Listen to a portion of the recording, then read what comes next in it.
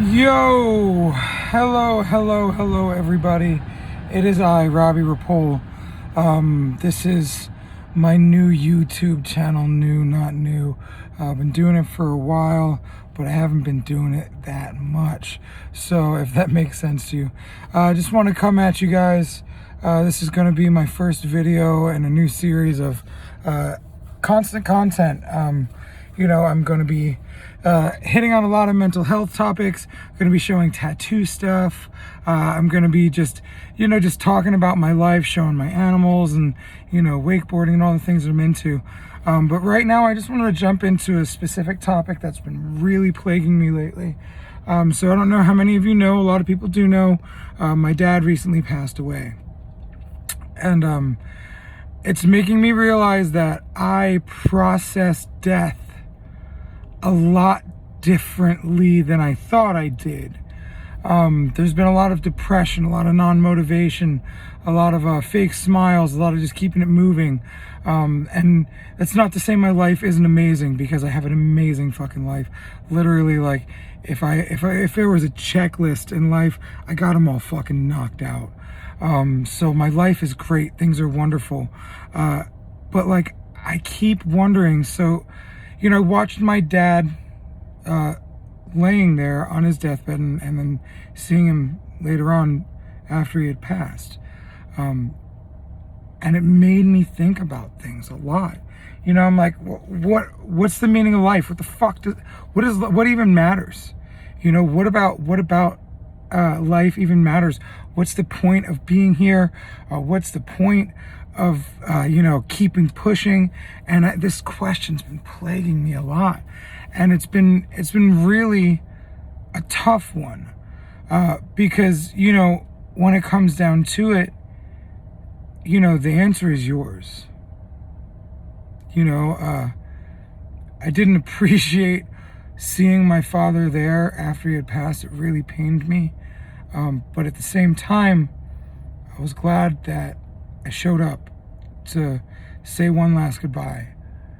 Then I thought about it. I'm like, this guy, he's now gone. And then I watched the crematory van take him away. And it's like, that's the last car ride my dad's ever going to take in that form. If we take him in his ashes and drive him around, it's different. So like, that's his last car ride. That's the last time he's going to be in that form driving away. And then I started thinking, I'm like, man, well, he was very loving, and that wasn't like him in his regular life. Like on his last days, he was very loving. He was very understanding, just apologetic. And I'm very glad I got to see those sides of my dad, a little more in depth before he was gone. But I'm sitting there thinking, for him, these are his last days, these are his last breaths. What is it like? What you know what I'm saying? Like, what does it matter? Does that make sense? I hope it does. Like, he's gone, and whatever he chose to leave behind is what he left behind. But it's got me just going round and round and round, thinking, what is our purpose here? You have to fucking figure that out. You have to make your purpose your purpose. Like, you have to make it worth living for. You have to make it worth fighting for. You have to make it something that when you're gone, you'll know that it's okay to have been gone. Like, or not. Like, for me, I feel like my purpose is to help other people, whether it's through tattooing or just speaking to somebody or coaching or doing a big motivational seminar, like anything. Like, I'm here to help people. That's like, love is my center. Like, that's it. Love is my center. Like, if I go back to love, that's when my life is the best. And then going back to love means giving love to others, giving love to myself, having grace with myself, having grace with others, living out of love, not out of frustration, confusion, fear, any of that. So it's like, now I've got to sit here and figure out, okay, is it enough? And that all depends on your mindset. Because I had one hell of a breakdown this morning. I was not okay, but I was okay. It was almost like I was watching my life from an outside perspective.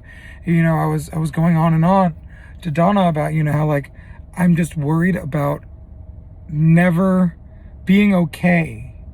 You know, and the truth is, you never are going to be okay. And, you know, she started basically counseling me. She's like, what would you tell people in this situation? I'm like, I don't know.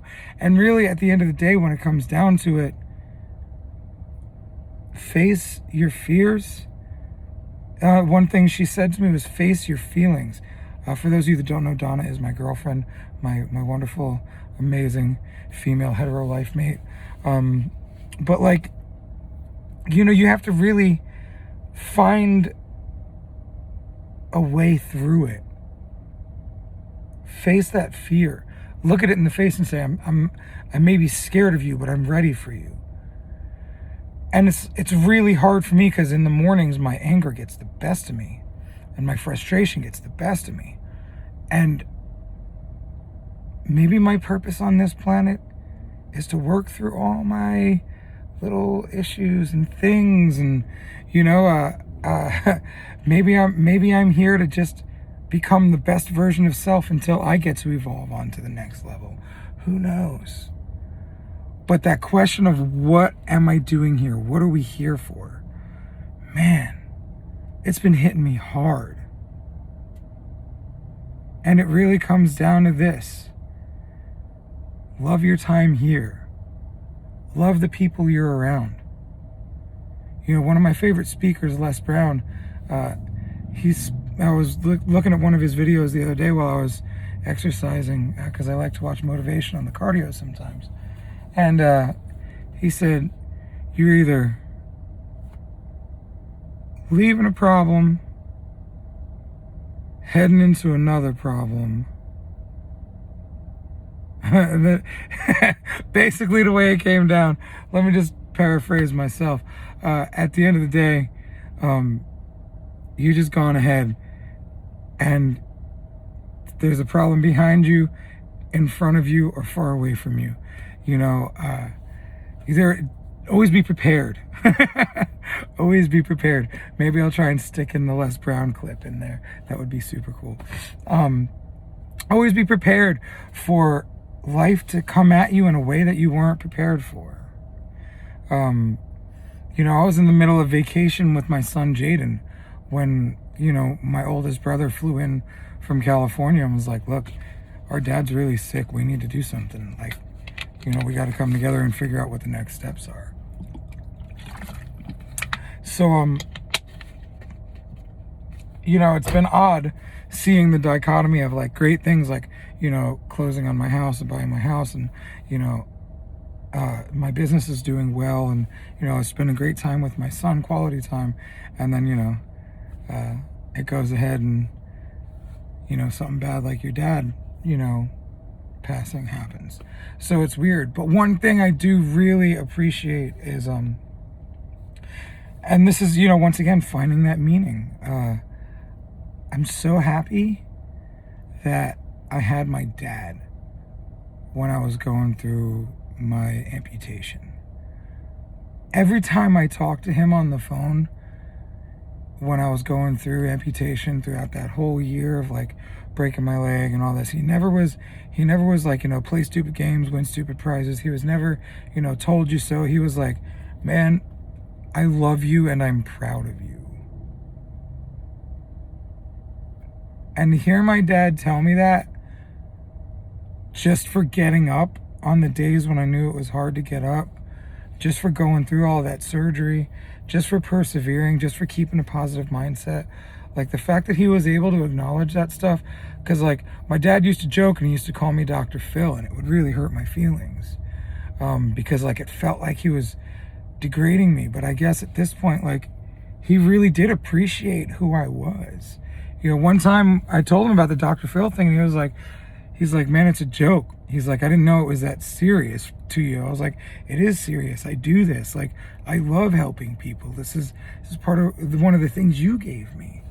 And it was cool because in those different times, you see different sides of the people. And I know I kind of keep rolling back and forth in and out of things, but, you know, it was just really cool that my dad, I had him there for me when I was going through my amputation. To have him tell me, I'm proud of you. Because those simple words meant so much to me in those moments. Like, it was amazing how much that meant to me. So it's just weird, you know, like, as I'm sitting here talking about it, it just kind of makes sense. That none of it makes sense. Do some hallucinogens about it, I guess. But really, life is just a thing, man. It's just a thing. It's just a fucking ride. It's a wild ride. And if you don't like wild rides, you better adjust. Because no matter what you do, life is hard. Whether you're rich, it's hard. Whether you're poor, it's hard. You know, whether you have everything you want or nothing at all, it's hard to keep the things you love, and it's hard to attain the things you want. So no matter what, at the end of the day, guys,